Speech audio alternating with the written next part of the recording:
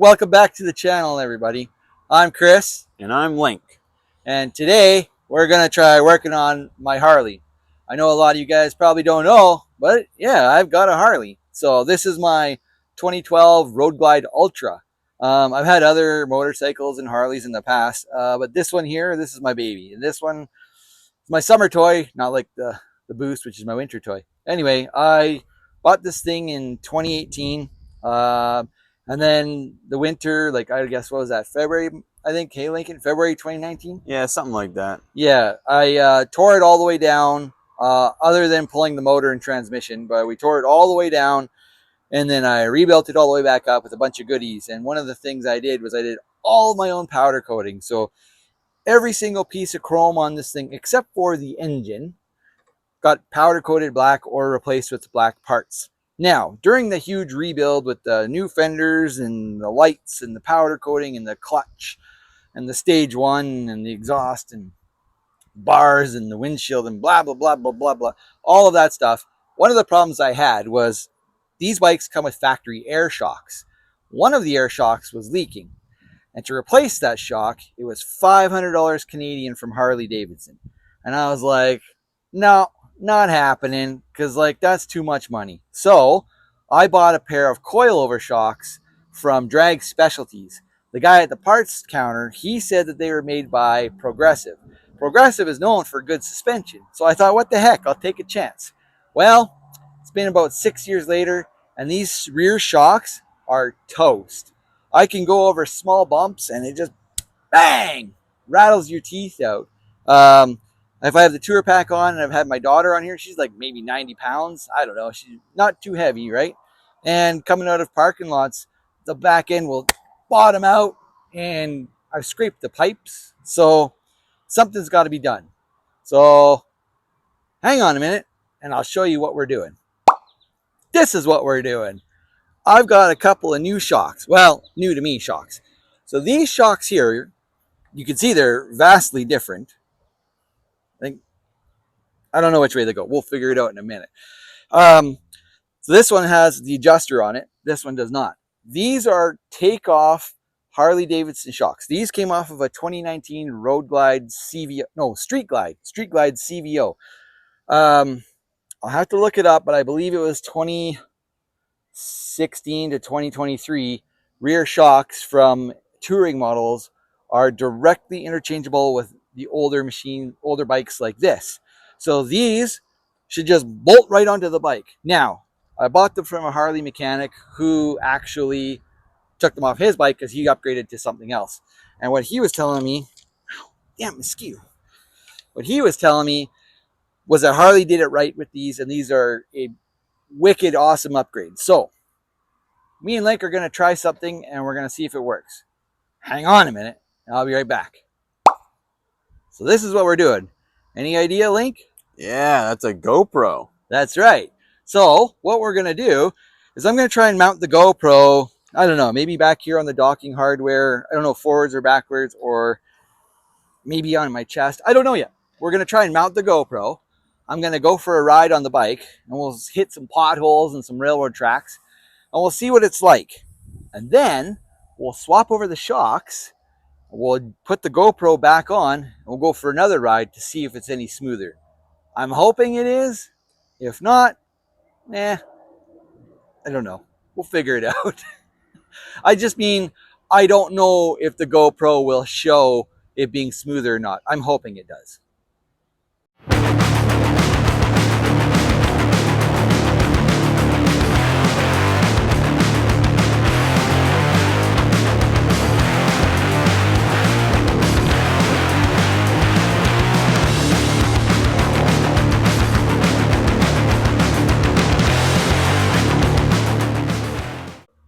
Okay, guys, so we got the old shocks off. We're going to slap these suckers on, and then we'll go for another ride. All right, now we'll back it up a minute. What? What came off of where, and where came what, and etc.? Good questions, Link. Okay, so these are the Drag Specialties shocks that I'd taken off, okay? And all we did was we lifted the motorcycle up so that the tire barely was touching the ground, okay? And these are a 1/2 inch bolt with a 3/4 inch head. There's just 2 bolts holding it on. That's it. So you just take this one off, put the next one on. Now, you can see these are different, right?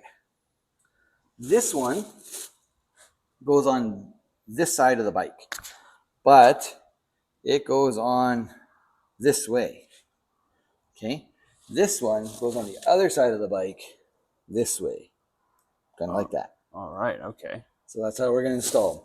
Now, you can see there's the bushing sticker on one end versus the other. And I think it goes this way. I think. Okay. All right. Maybe it goes this way. We'll look into it and let you guys know. Yes.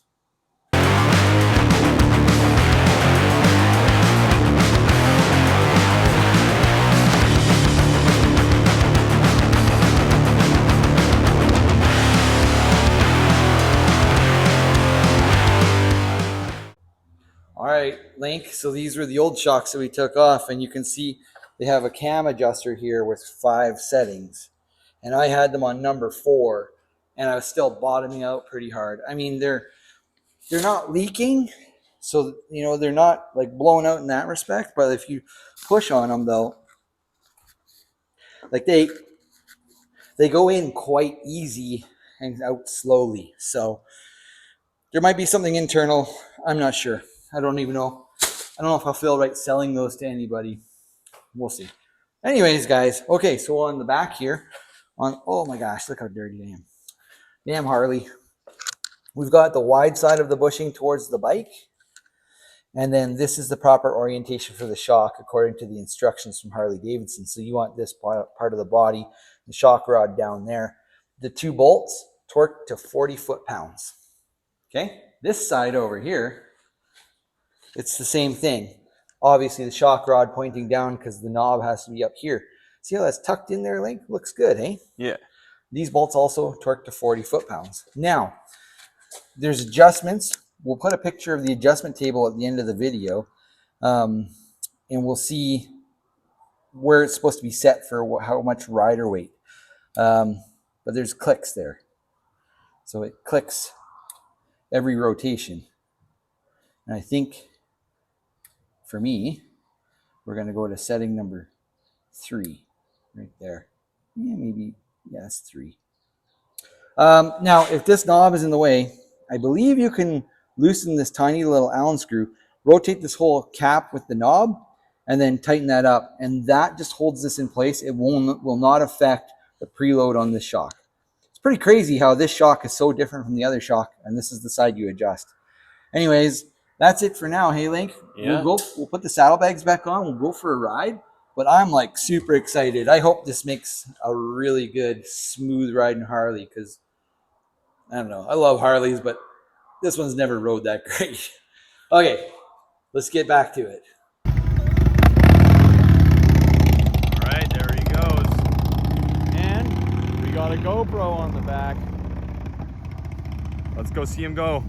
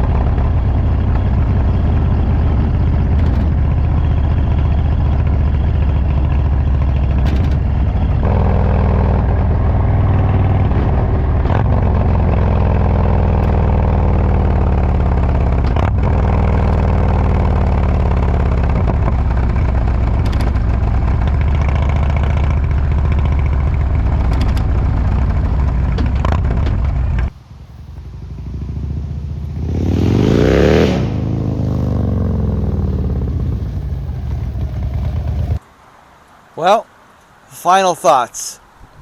Those new shocks are great.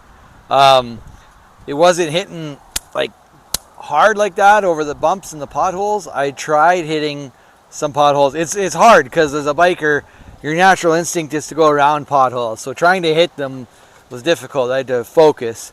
And then the expansion cracks in the asphalt, those were pretty good. Rumble strips were way softer. But then also something I noticed is, you'll see in the GoPro footage, I was cornering pretty hard and accelerating, and the bike felt more stable. So that's an added bonus. Anyway, so yeah, I think that's a win. If you guys have any questions or comments, put it down below. We'll answer them. Again, we'll put a picture of the settings at the end of this video, as well as the description of the Harley Davidson part number down below. Oh, and one more thing. These are 13-inch shocks. If you go with the 12-inch, they're an inch lower, but you got an inch less to travel. So 13-inch, 3.5 inches of travel. Awesome, smooth ride. That's it, hey? Thanks for watching, guys. See you in the next one.